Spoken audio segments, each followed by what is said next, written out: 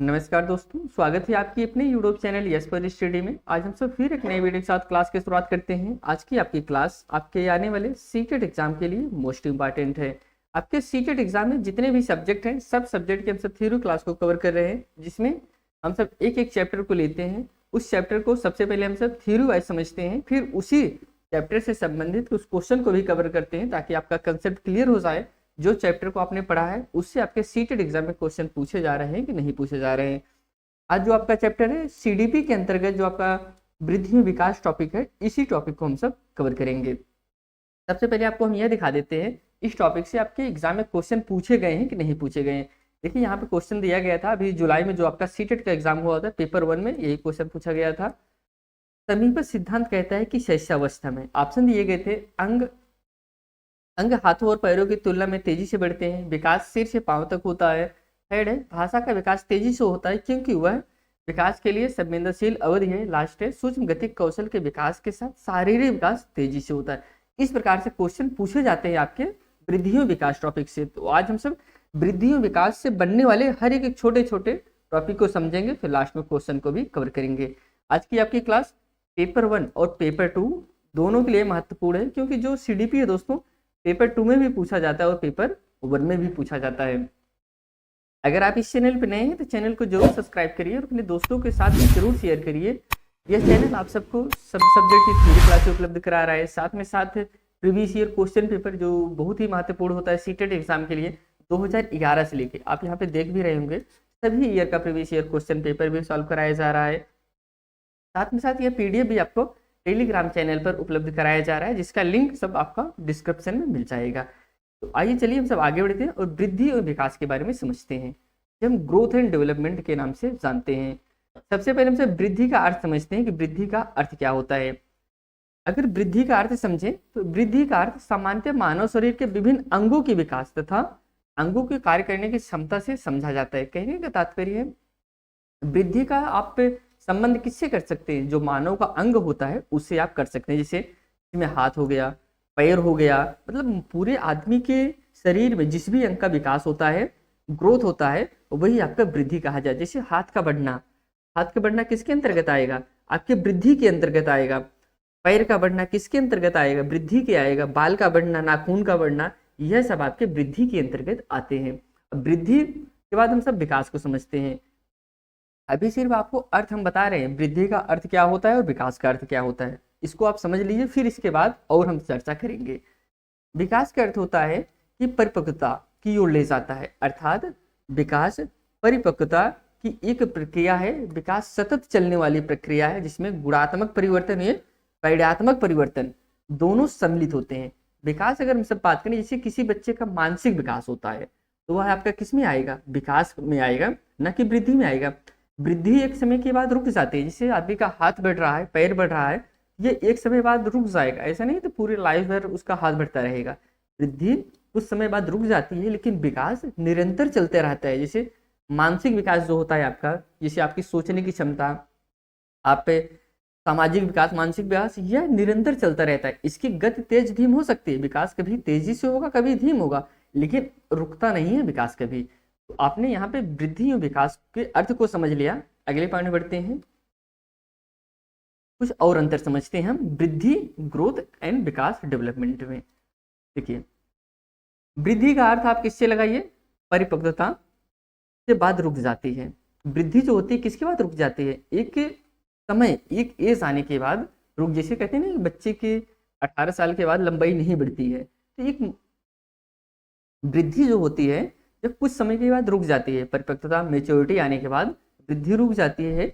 लेकिन विकास क्या ऐसा होता है, नहीं। विकास से आप जब से जन्म लेते हैं, जब तक आप मर नहीं जाते हैं, तब तक आपका विकास होता रहता है। बस विकास की गति में तेजी धीमी देखने को मिलती है, बाकी हर समय आपका विकास होता रहता है। विकास का आप अंदाजा लगाइए कि जो आदमी के मानसिक विकास से सोचने की क्षमता, तर्क करने की क्षमता, यह सब आपका विकास के अंतर्गत आएगा। वृद्धि की जैसे लंबाई हो गया, इन सब का विकास वृद्धि से आप समझिए। तो अब हम समझते हैं कुछ और टॉपिक इससे। जब हमारे शरीर की संरचना, आकार में परिवर्तन होता है तो उसे वृद्धि कहते हैं। किसमें दोस्तों, जब हमारे शरीर के आकार में परिवर्तन होता है तो उसे आप वृद्धि कहते हैं। लेकिन विकास का स्वरूप आंतरिक एवं बाह्य दोनों होता है, जैसे मस्तिष्क, भाषा, ज्ञान।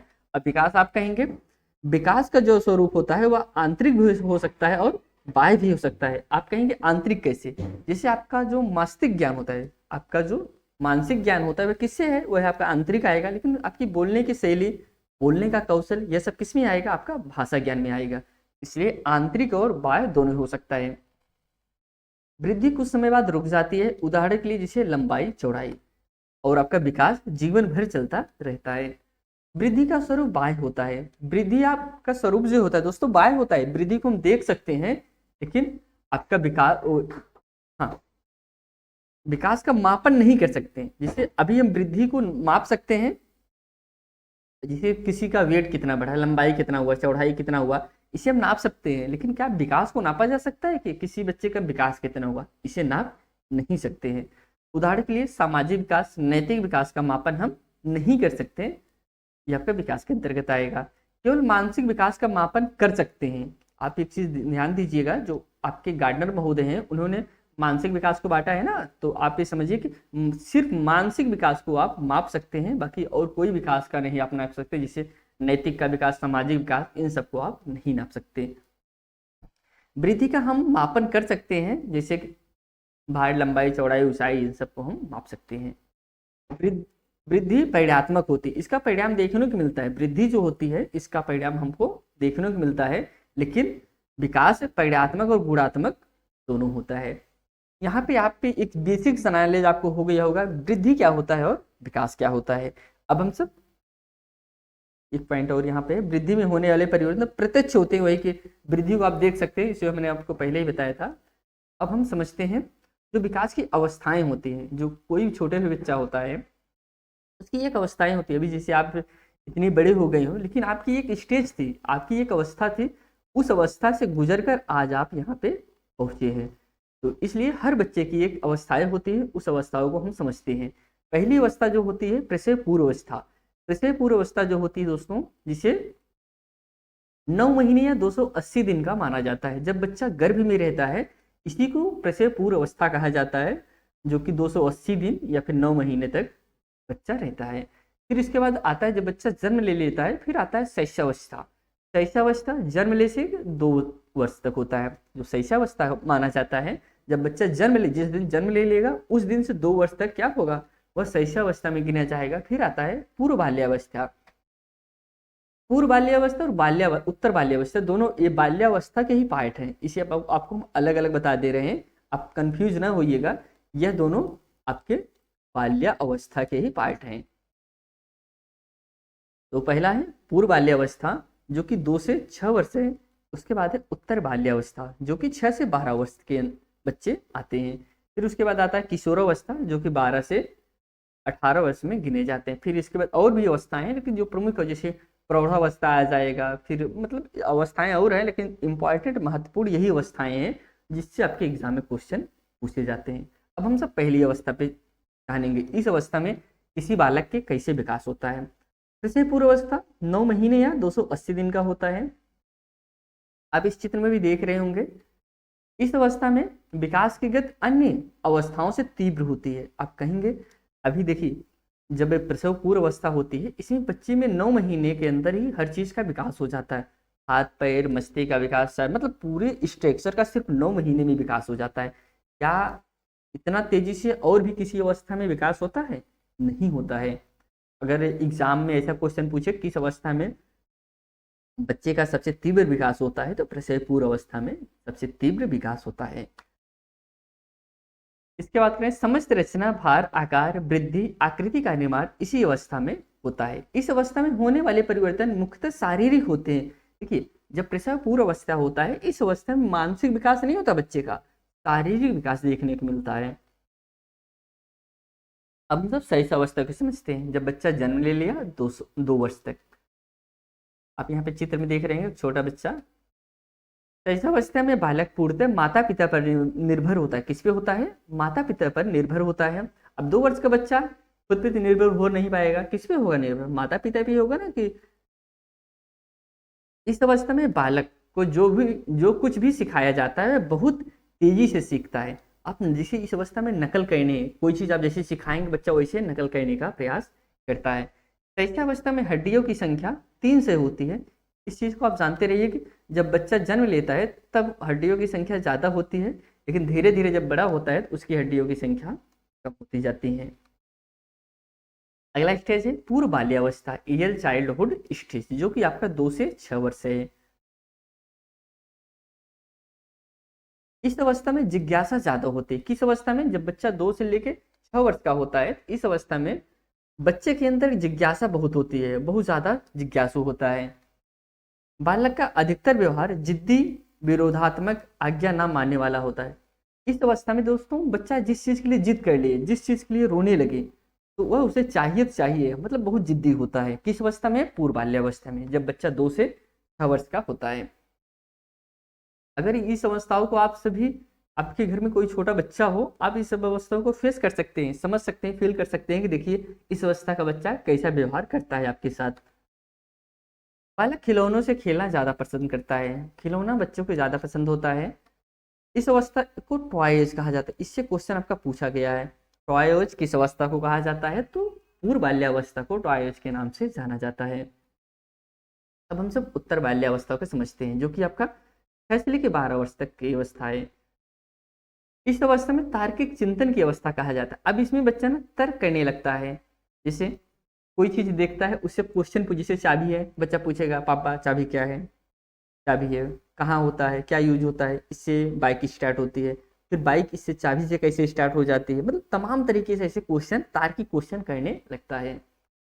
इस अवस्था में बालक स्कूल जाना शुरू कर देता है। जब बच्चा 6 वर्ष हो जाता है, 6 वर्ष से 12 वर्ष के बीच में बच्चा स्कूल जाना शुरू कर देता है। अब उसके समूह में रहना रहता है, दोस्त बन जाते हैं।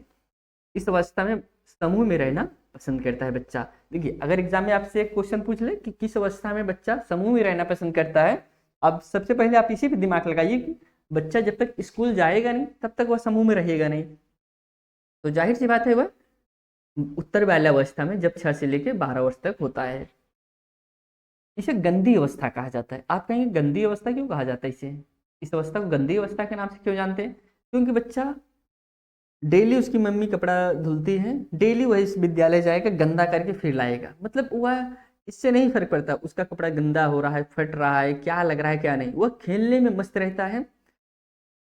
इसलिए इसको गंदी अवस्था कहा जाता है, गंदी अवस्था के नाम से भी जाना जाता है। इस अवस्था में टोली, समूह, गैंग का भी अवस्था कहा जाता है। यह मोस्ट इंपॉर्टेंट है। गैंग की अवस्था से क्वेश्चन पूछा गया है आपका, समूह से भी है, टोली से भी क्वेश्चन पूछा गया है। टोली की अवस्था किस अवस्था को कहते हैं? तो उत्तर बाल्यावस्था को टोली टोली की अवस्था के नाम से जानते हैं। अब हम सब किशोरावस्था को समझते हैं। अब बच्चा बड़ा हो गया है, और जाहिर सी बात है जब बच्चा बड़ा हो जाता है तो फिर वह किसका सुनता है? किसी का नहीं सुनता। और खासकर किशोरावस्था में, किशोरावस्था में बच्चा किसी का नहीं सुनता। इस अवस्था में ऊंची आकांक्षाएं, कल्पनाएं, नई आदतें, व्यवहार में भटकाव आदि देखने को मिलता है। अब बच्चा किशोरावस्था में जाने के बाद इन सब आदतों में बच्चा पड़ जाता है। बहुत ज़्यादा सोचने लगता है, बहुत बड़ी बड़ी बातें, कल्पना में जीने लगता है, नई नई आदतें सीख जाता है। उसके व्यवहार में भटकाव भी देखने को मिलता है। इस अवस्था को जीवन का सबसे कठिन काल माना जाता है। इससे क्वेश्चन पूछा गया आपका, इस अवस्था को जीवन का सबसे कठिन काल माना जाता है। जो आपका किशोरावस्था है, इसी अवस्था को सबसे कठिन काल माना जाता है। इस अवस्था को स्वर्ण काल या गोल्डन एज भी कहा जाता है। देखिए इसमें जितने भी पॉइंट हम सब लिए हैं, हर एक पॉइंट से आपके एग्जाम में क्वेश्चन पूछे गए हैं। ऐसे भी अभी तक एक भी पॉइंट नहीं आपको हमने बताया जिससे क्वेश्चन न पूछे गए हो। आप previous year question paper solve करके देखिए, चेक करिए, देखिए इससे क्वेश्चन पूछा गया है कि नहीं पूछा गया है। गोल्डन एज किसे कहते हैं? तो आप जानते हैं ये किशोरावस्था को गोल्डन एज के नाम से भी जानते हैं। इस अवस्था में विषम लिंगी आकर्षक होता है। इस अवस्था में बच्चा जो है मेल फीमेल और फीमेल मेल की तरफ आकर्षित होने लगते हैं। इस अवस्था में बच्चे अमूर्त चिंतन करने लगते हैं। आप कहेंगे अमूर्त चिंतन क्या होता है? अमूर्त मतलब होता है जो बच्चे के सामने नहीं दिखता, उस पर भी चिंतन करने लगते हैं। एक होता है मूर्त चिंतन, एक होता है अमूर्त चिंतन। मूर्त जो सामने दिखता रहे बच्चा, उस पर चिंतन करना, और जो ना दिखे उसके बारे में जब बच्चा चिंतन करने लगता है तो वही आपका अमूर्त चिंतन कहा जाता है।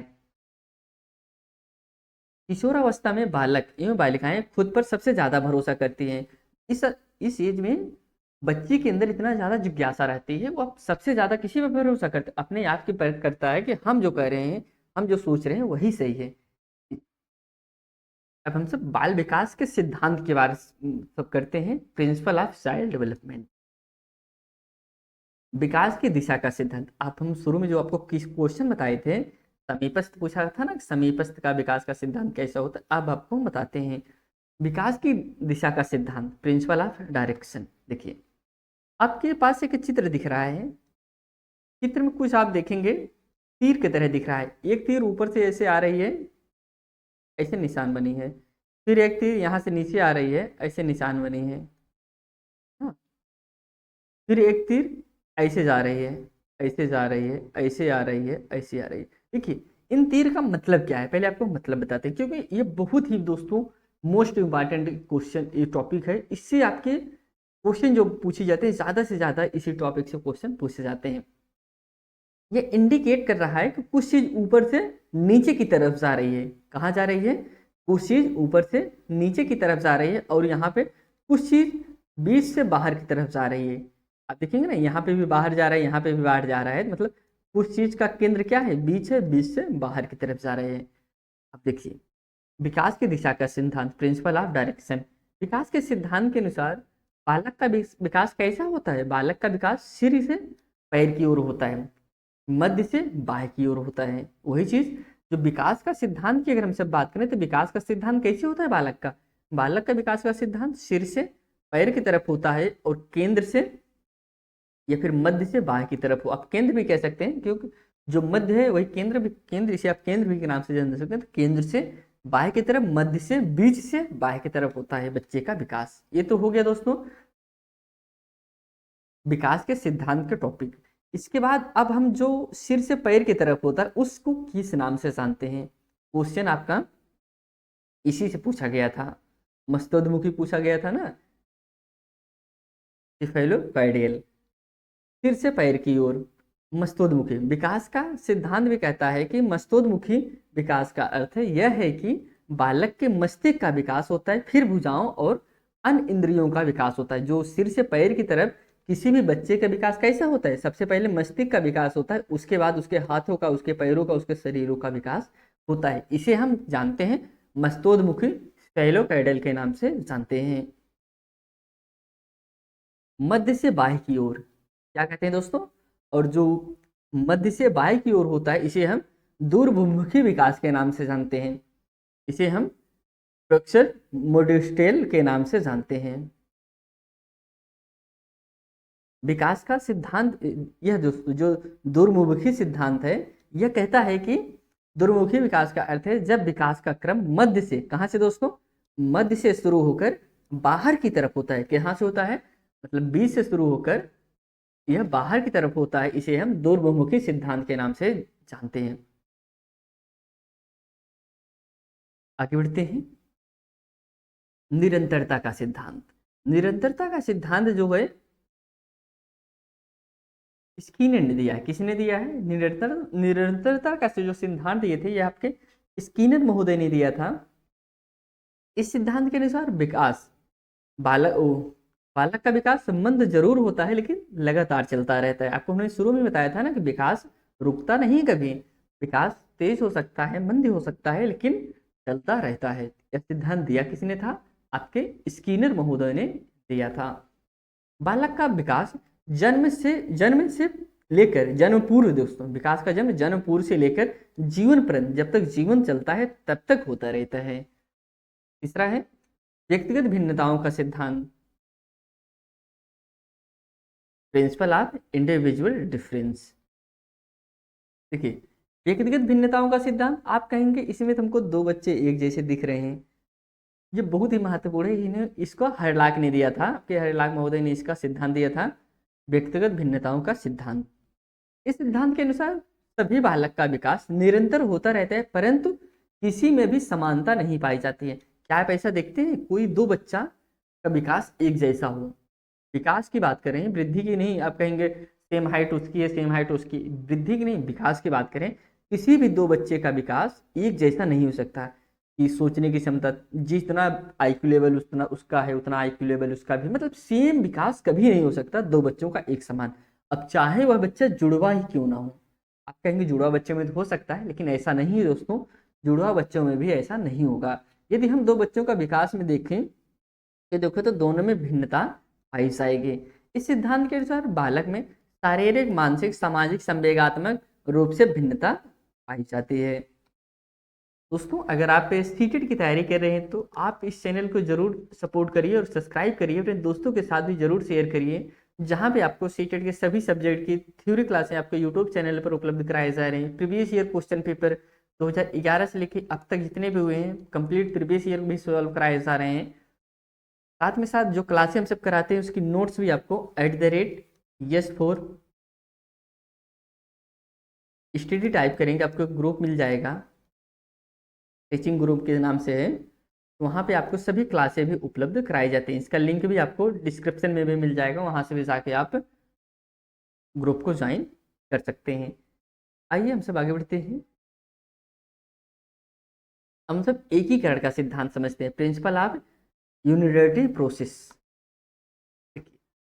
इसे समन्वय का सिद्धांत भी कहते हैं। इस सिद्धांत के अनुसार बालक पहले संपूर्ण अंग चलाना सीखता है। कहने का तात्पर्य है जो एकीकरण का सिद्धांत है इसमें कहते हैं कि इस सिद्धांत के अनुसार बालक पहले संपूर्ण अंग को चलाता है। अब आप कहेंगे इसका क्या मतलब होता है। जैसे अब बच्चे का पूरा शरीर है, पहले वह शरीर पहले जैसे रेंगने का जब प्रयास करता है पूरे शरीर पे ही बल लगा के रेंगता है, धीरे धीरे वह अपने एक एक हाथों को इस्तेमाल करता है। ऐसा नहीं कि बच्चा पहले हाथ को इस्तेमाल करता है फिर अपने शरीर को नहीं, पहले अपने पूरे अंग को चलाता है फिर वह एक एक चीज को उठाता है। जैसे बच्चा चल नहीं पा रहा है, जैसे खिलौना है ना, आप देखिए पहले बच्चा चल नहीं पा रहा था, रेंगते हुए सरकते हुए खिलौने के पास आया, फिर वह हाथों से उठाया, एक एक खिलौनों के खेलने लगा। कहने का तात्पर्य पहले वह पूरे अपने शरीर का इस्तेमाल किया, फिर वह अपने छोटे छोटे अंगों का इस्तेमाल किया, फिर अंगों के आगे अंगों के भागों को चलाना सीखता है तथा अंत में सभी में एकीकरण करता है। लास्ट में पहले वह पूरे शरीर को चलाया, फिर लास्ट में एक एक अंगों को चलाया, लास्ट में शरीर और अंगों को एक साथ मिला के चलाना सीख जाता है। यही आपका एकीकरण का सिद्धांत होता है। अब उदाहरण अगर आपको हम बताएं, यदि किसी बालक के आगे खिलौना रखा है और थोड़ा दूर है वह, तो वह अपने पूरे शरीर को हिलाकर घसीटते हुए खिलौने तक पहुंचता है, हाथ का इस्तेमाल करके उसे छूने की कोशिश करता है, अंत में दोनों क्रियाओं को जोड़कर वह खिलौने को हाथ में ले लेता है। इसे ही एकीकरण का सिद्धांत कहते हैं। इस सिद्धांत को आप बहुत अच्छे से समझ गए होंगे। अब हम सब आगे बढ़ते हैं। अगला जो सिद्धांत है समान प्रतिमान का सिद्धांत, प्रिंसिपल ऑफ सिमिलर पैटर्न। देखिए यहाँ पे दो बच्चे हैं, लेकिन आप यहाँ पे देखेंगे एक बच्चा बहुत ज्यादा ऐसा लग रहा है दूसरे देश का है, एक बच्चा अपने ही भारत का लग रहा है। तो इस पैटर्न में क्या बताने का प्रयास किया जा रहा है, समान प्रतिमान का सिद्धांत। देखिए इसमें यही बताने का प्रयास है कि जैसे बच्चे का जो विकास है, जैसे बच्चा पहले आपका शैशवावस्था में, फिर बाल्यावस्था में, किशोरावस्था में, इस तरीके से बच्चे का विकास होता है। जो जैसे विकास भारत में कोई बच्चा है वैसे हो रहा है, वैसे भी वह बच्चा कहीं पे भी रहे, ऐसा नहीं कि सिर्फ भारत में, वो बच्चा अमेरिका में रहे, दक्षिण अफ्रीका में, कहीं पे भी रहे, वैसे ही उसका विकास होगा। उसके विकास में चेंज नहीं देखने को मिलेगा। सोचने की क्षमता, तर्क करने की क्षमता, इस समय चेंज आपको देखने को मिल सकता है, लंबाई चौड़ाई में मिल सकता है, लेकिन जो विकास की प्रक्रिया है, जो विकास का प्रोसेस है, क्या उसमें चेंज मिलेगा? क्या उसका पहले किशोरावस्था का विकास हो जाएगा? नहीं होगा। वह भी पहले सबसे पहले आपका शैशवावस्था में जाएगा, फिर बाल्यावस्था में जाएगा, किशोरावस्था, प्रौढ़ावस्था, इस प्रकार से वह अवस्थाओं से जरूर होकर गुजरेगा, चाहे वह भारत जिस भी क्षेत्र में जिस भी जहाँ रहे। तो कुछ समझते हैं, यह सिद्धांत आपके हर्लाक ने दिया था। इस सिद्धांत के अनुसार एक ही प्रकार की जात विशेष का विकास एक समान होता है। आप इसी जात से किसी कास्ट को ना इंडिकेट करिएगा कि जात से करें, हम इसे किसी जात से समझिए। जात का मतलब यहाँ पे इंडिकेट किया गया है, जात का जो मतलब होता है कि जैसे बच्चा है, बच्चे के पूरी एक जात का यहाँ पे बात किया जा रहा है, ना कि किसी एक कास्ट की बात किया जा रहा है। जात का मतलब पूरे जो बालक है, बालक वर्ग की बात करें, बालक के अंदर जो भी बालक हैं सबको लिया जाता है, इसी को कहते हैं एक जात का विशेष। उदाहरण के लिए एक बालक भारत का है, दूसरा बालक अफ्रीका का है, क्योंकि दोनों की जात समान है, दोनों ही बालक हैं, तो दोनों देखिए यहाँ पे कहें ना कि दोनों ही क्या है, बालक हैं, दोनों की जात समान है, मतलब दोनों ही बालक हैं, दोनों का विकास एक समान ही होगा, चाहे उनका वातावरण अलग क्यों ना हो। इस चीज को आपने समझ लिया होगा। अब हम समझते हैं सामान्य से विशिष्ट की ओर। अब किसी बालक का विकास कैसे होता है, यहाँ पे कह रहे हैं सामान्य से विशिष्ट की ओर। जैसे कोई छोटा बच्चा होता है, सबसे पहले वह सूत्र बनाना सीखता तो नहीं है, पहले वह छोटी छोटी चीज, जैसे अभी उदाहरण के जरिए बताएं, जैसे बच्चा है पहले क लिखना सीखता है, फिर क से, फिर क में शब्द जोड़ेगा, कहेगा कल, कल जोड़ दे, फिर इसमें हम म जोड़ दें कलम। वही पहले तो वह सामान्य चीज क लिखना सीखा, लेकिन बाद में वह शब्द बनाना सीख लिया। यही होता है सामान्य से विशिष्ट की ओर का सिद्धांत। इसे उदाहरण के जरिए समझते हैं। इस बालक विकास सिद्धांत के अनुसार बालक सबसे पहले सामान्य क्रियाएं करता है, फिर विशिष्ट क्रियाएं करता है। उदाहरण के लिए दौड़ना एक विशिष्ट क्रिया है, परंतु बालक सीधा दौड़ने ही नहीं लगता, पहले वह उठना, फिर बैठना, फिर चलना, फिर दौड़ना प्रारंभ करता है। वही चीज दोस्तों जो प्रक्रिया आपको इसमें कलम में आपको बताया, वही चीज दौड़ना तो एक प्रक्रिया है। अगर बच्चा हम कहें सबसे पहले दौड़ना ही शुरू कर दो तो नहीं, सबसे पहले वह खड़ा होने सीखेगा, रेंगना सीखता है, फिर वह खड़ा होगा, फिर बैठेगा, फिर चलना सीखता है, फिर लास्ट में वह दौड़ना सीखेगा। दौड़ना आपका विशिष्ट क्रिया हो गया। अब अगला जो है चक्राकार या वर्तुलाकार का सिद्धांत। इस बाल विकास सिद्धांत के अनुसार बालक का विकास कैसा होता है, वर्तुलाकार होता है। वर्तुलाकार, आप कहेंगे वर्तुलाकार क्या मतलब है, वर्तुलाकार मतलब इस प्रकार से बालक का विकास होता है। वर्तुलाकार का अर्थ है कि बच्चे की लंबाई, चौड़ाई, भार, आकार सभी रूप में बालक का विकास होता है। कैसे दोस्तों, देखिए इस लैंग्वेज को समझने का प्रयास करिए। कह रहे हैं वर्तुलाकार का अर्थ क्या है, यह है कि बच्चे की जो लंबाई है, चौड़ाई है, भार है, आकार है, सभी रूप में बालक का विकास होता है। ऐसा नहीं जैसे लंबाई बच्चे को हो रहा है, पहले लंबा हो जाए फिर उसके चौड़ाई का विकास होगा, पहले वह, या फिर पहले उसका लंबाई बढ़ जाए फिर उसके भार का विकास होगा, नहीं। वह दोस्तों सभी का विकास एक ही साथ होता है। इसी ही दोस्तों क्या कहा जाता है, वर्तुलाकार कहा जाता है। इस चीज को आप समझ गए। जैसे कह रहे पहले बच्चे का हाथ बढ़ जाए फिर पैर का विकास होगा, क्या ऐसा है, नहीं। तो दोस्तों यह लंबाई, चौड़ाई, भार, आकार इन सब का एक साथ ही विकास होता है। अगला है वंशानुक्रम में वातावरण की अंतः क्रिया का सिद्धांत। देखिए बच्चे पे जो विकास का प्रभाव पड़ता है वह सबसे ज्यादा अगर पड़ता है तो वंशानुक्रम में वातावरण का पड़ता है। वातावरण का तो मोस्ट इंपॉर्टेंट है वंशानुक्रम भी, लेकिन इसके अतिरिक्त भी आपके एग्जाम में ज्यादा से ज्यादा वंशानुक्रम ही पूछता है। वंशानुक्रम वातावरण किसी बालक पे विकास का प्रभाव क्या होता है, तो आप जानते रहिए दोनों चीज का होता है, सिर्फ एक चीज का नहीं, ये सिर्फ वातावरण का, ऐसा नहीं।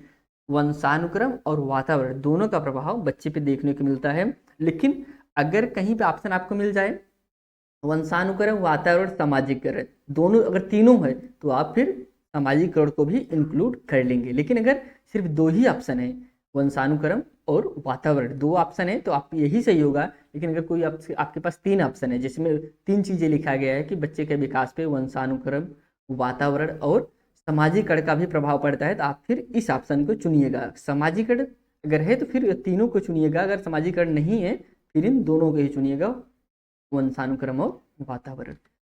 इस सिद्धांत के अनुसार वंशानुक्रम और वातावरण एक दूसरे का गुणनफल होते हैं।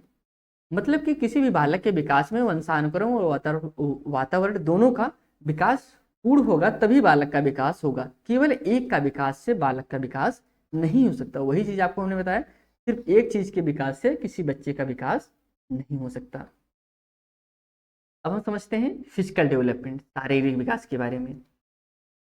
देखिए कोई बच्चा है, कह रहे जन्म से पूर्व ही गर्भावस्था में व्यक्ति का शारीरिक विकास प्रारंभ हो जाता है, जो कि स्वाभाविक प्राकृतिक सतत प्रक्रिया है। बच्चे का जो शारीरिक विकास होता है कहाँ से प्रारंभ होता है, वह गर्भावस्था से प्रारंभ हो जाता है। मेंटल जो दिमाग, उस बच्चे का जो मानसिक विकास है वह चीज नहीं, लेकिन जो शारीरिक विकास होता है वह कहाँ से शुरू हो जाता है, वह आपका गर्भावस्था से ही शुरू हो जाता है, जिस पर वंशानुक्रम में वातावरण दोनों का प्रभाव पड़ता है। अब सामाजिक मनोभावनात्मक विकास की अगर हम सब बात करें, सोशल इमोशनल डेवलपमेंट। अब बच्चा समाज में आ गया है, समाज में आ गया तो समाज से ही सीखेगा। सामाजिक परिस्थितियों के अनुकूल बालकों में व्यवहार करने तथा समायोजन करने की योग्यता का विकास ही क्या कहलाता है, सामाजिक विकास या सामाजिकरण कहलाता है। तो जन्म से सामाजिकरण नहीं होता। देखिए कोई बच्चा जन्म लिया तभी वो समाज में रहना सीख जाएगा? नहीं, जिसमें शुरू से समाजीकरण नहीं होता, लेकिन उसका वातावरण, उसका परिवेश उसे समाजीकरण बनाता है। तो उसके उम्र बढ़ने के साथ उसका सामाजिक विकास भी होता है रे। अब हम सब संज्ञानात्मक विकास को समझते हैं, कॉग्निटिव डेवलपमेंट। संज्ञान का अर्थ होता है देखना, अवबोधन करना, समझना, अंतर्निहित करना अथवा जानना। संज्ञान का क्या मतलब होता है? यही मतलब होता है। इस प्रकार संज्ञानात्मक विकास का तात्पर्य होगा कि जानने की वृद्धि तथा क्षमता, समयानुसार समझना और अवबोधन करना, जो कि परिपक्वता तथा वातावरण के साथ अंतःक्रिया करने से सुसाध्य होता है। यह तो संज्ञानात्मक कॉग्निटिव डेवलपमेंट की बात हो गया। अब हम सब भाषा और प्रारंभिक साक्षरता विकास समझते हैं। लगभग सभी लोग एक ही तरीके से अपनी भाषा का विकास करते हैं। अब आप ऐसा कहीं ऐसा कैसे हो सकता है कि जितने भी बच्चे हैं सभी लोग एक ही तरीके से सीखते हैं? इसका कहने का जो तात्पर्य है आप यहाँ पे समझेंगे। यह बात अलग है कि भाषा का विकास की गति हर एक की भिन्न होती है। देखिए यहाँ पे, देखिए क्लियर कर दिए ना, भाषा सीखने की जो प्रक्रिया है सबकी समान होती है, लेकिन कोई बच्चा बहुत जल्दी सीख लेता है, कोई बच्चा जल्दी नहीं सीख पाता। गति में अंतर देखने को मिलता है। अब हम सब मोरल डेवलपमेंट की बात करते हैं, नैतिक विकास। फिर एक चीज आप क्वेश्चन बताइएगा, इसका आंसर कमेंट करिएगा कि नैतिक विकास का सिद्धांत किसने दिया था? नैतिकता की बात किसने किया था? इस चीज को बताइएगा, कमेंट करिए इसका आंसर। चरित्र एक अर्जित नैतिकता की बात किया जा रहा है। चरित्र एक अर्जित मानसिक संरचना है जिससे बालक अपनी उस सामाजिक परंपरा के अनुसार व्यवहार करता है जिसके बीच उसके व्यक्तित्व का विकास होता है। इससे दोस्तों सामाजिक परंपरा के अनुसार व्यवहार करता है, यह नैतिक विकास हो गया। इच्छा शक्ति, मूल प्रवृत्तियां, संवेगों, अस्थायी भाव और आदतों का नैतिक विकास की प्रक्रिया में महत्वपूर्ण स्थान होता है। जो नैतिक विकास होता है इन सब कैसे होता है? इन्हीं सबको मिला के दोस्तों बच्चे का नैतिक विकास होता है। हम सब थ्योरी क्लास को कवर कर लिए, जो कि आपका ग्रोथ एंड डेवलपमेंट था। बहुत ही महत्वपूर्ण टॉपिक था दोस्तों, इससे हर बार आपके क्वेश्चन पूछे जाते हैं। कुछ क्वेश्चन को हम दिखा रहे हैं जो कि आपके प्रीवियस ईयर में पूछे गए हैं। पहला क्वेश्चन है, निम्नलिखित में से कौन सा विकास का सिद्धांत है? विकास का सिद्धांत आपको बताता है सभी के विकास की दर समान नहीं होती है, विकास हमेशा रेखीय होता है, विकास निरंतर चलने वाली प्रक्रिया है, विकास की सभी प्रक्रियाएं अंतर संबंधित नहीं है। आप कहेंगे विकास जो है, विकास की दर समान नहीं होती है सभी, जिसे विकास की, यहाँ पे देखिए सभी कह रहे हैं ना कि सभी की विकास दर समान नहीं होती है। ये सही है दोस्तों, सभी बच्चों की विकास दर समान नहीं होती है। इसमें कह रहे रेखीय नहीं होती दोस्तों। बच्चे का विकास कैसा होता है? वर्तुलाकार होता है। ये निरंतर चलने वाली प्रक्रिया। आप कहेंगे ये तो सही तो है, लेकिन आपको मैंने पहले ही बताया था कि जो सीटेट एग्जाम होता है उसमें आपको देखना पड़ेगा कौन ऑप्शन सबसे ज़्यादा सही है। अगर इन दोनों में आप कंपेयर करेंगे सबसे ज़्यादा क्या सही होगा? यही फर्स्ट सही होगा। यह निरंतर चलने वाला है, लेकिन इसमें कहीं बताया गया है कि हाँ निरंतर चलेगा जरूर। क्या हम ऐसा भी सोच सकते हैं एक ही समान से चले? नहीं, निरंतर चलता है, लेकिन इसकी गति में तेजी और धीमी देखने को मिलता है। तो ऑप्शन इसलिए आपका सी गलत हो जाएगा। अगले क्वेश्चन चलते हैं।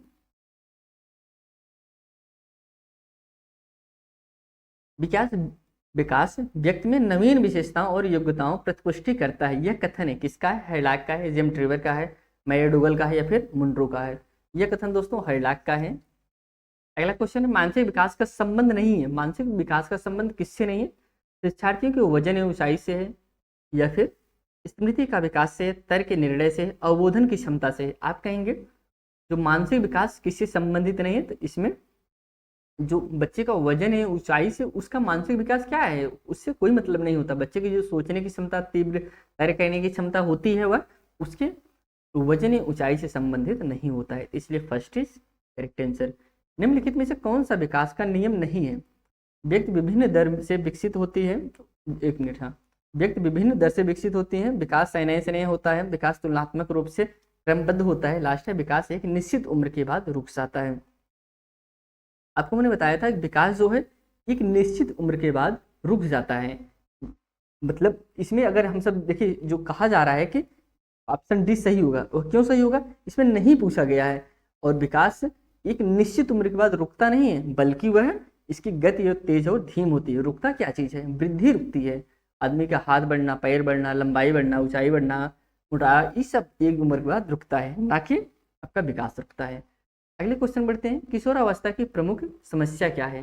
किशोरावस्था की जो समस्या है हमने आपको बताया था समायोजन की दोस्तों, इसमें बच्चा समायोजन नहीं कर पाता, वजन की थोड़ी है, शिक्षा की नहीं है, अच्छे परिणाम देने की नहीं होती, वह समायोजन, समाज के साथ समायोजन करना, वो उसके अंदर हम की भावना आ जाती है, सोचने लगता है कि जो हम है हम ही हैं, हम बहुत अच्छा सोचते हैं, बहुत तर्क करते हैं, कल्पनाशील बच्चा जीवन जीने लगता है, किसमें, किशोरावस्था में।